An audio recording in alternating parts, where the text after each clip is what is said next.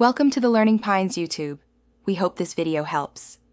You start by checking that iOS is up to date because system filters change with updates.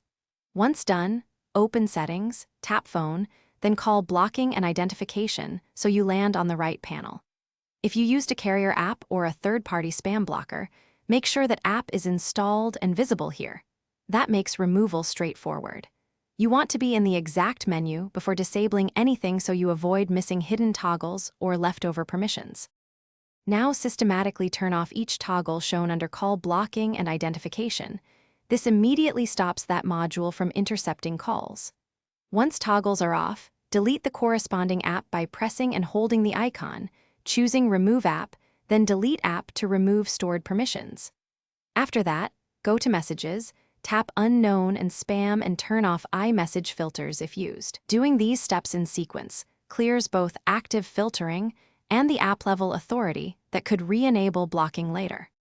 Finish by restarting your iPhone so the system unloads removed modules and refreshes call routing. That often completes the removal. If you still see blocked calls, reset network settings via Settings General Transfer or reset network settings, because carrier or network caches can persist.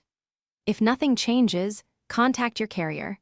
Some carriers apply spam filtering server-side. One troubleshooting tip: test with a known good number.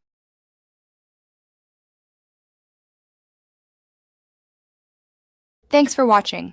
Consider subscribing if we helped you.